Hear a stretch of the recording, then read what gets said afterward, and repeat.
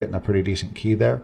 I could still work on it a little bit, but that's kind of covers the point there. And now we've got this crowd sitting out there, and as we play, they match the camera move there.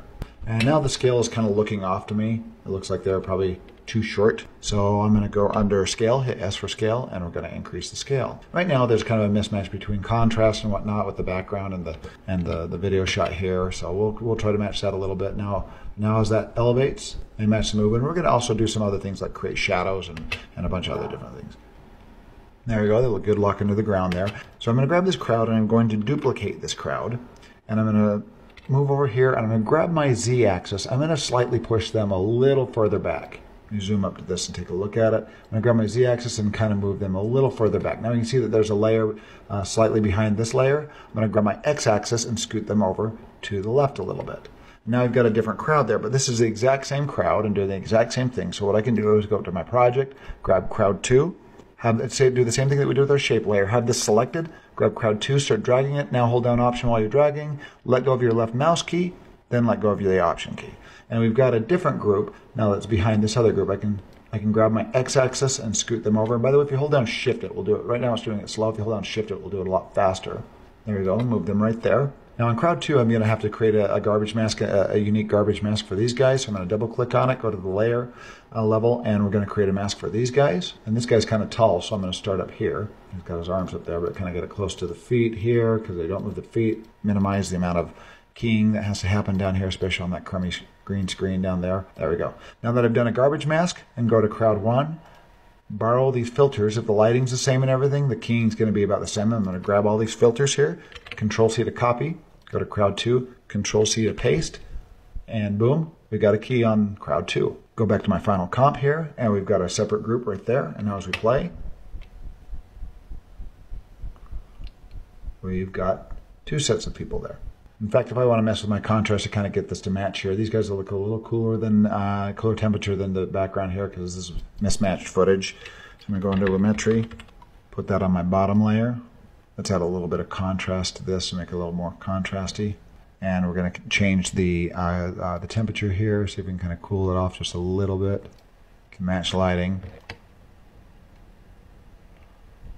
And this kind of shows why it would be important to use the exact same camera and use the exact same lighting. These were done on different days, so it'd just take a little bit of matching there. Or even could take the crowds and warm them up a little bit. Warm up the crowd a little bit. There we go.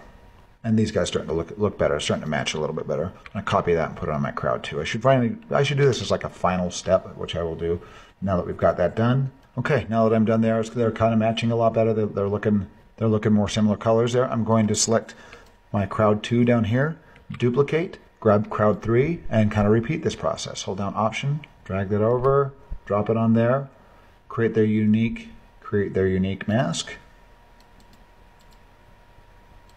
Copy the filters from another clip,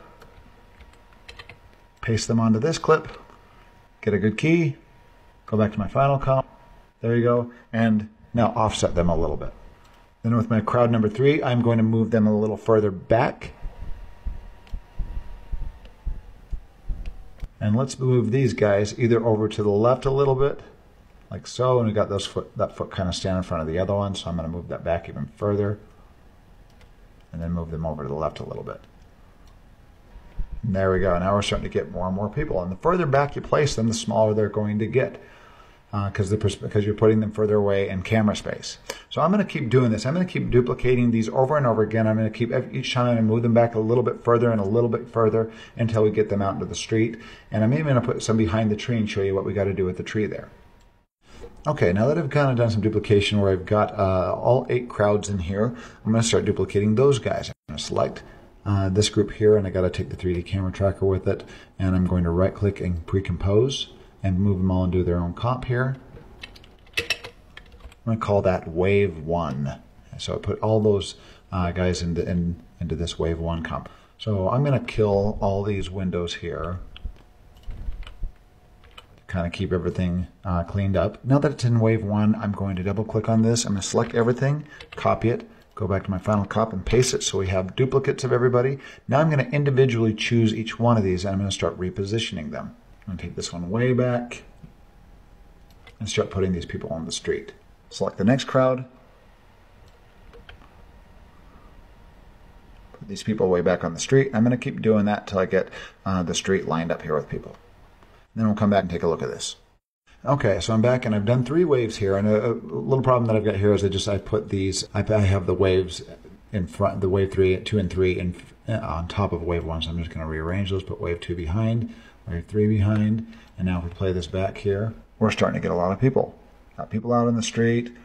We could put people further back as much as we want to. We got this tree right here that needs to be, we need to do a rotoscope on this tree right there. And the last thing that we'll do is our shadows underneath the feet, because it kind of looks a little unnatural here because there's not really any shadows underneath the feet. But yeah, you can keep doing this and just duplicating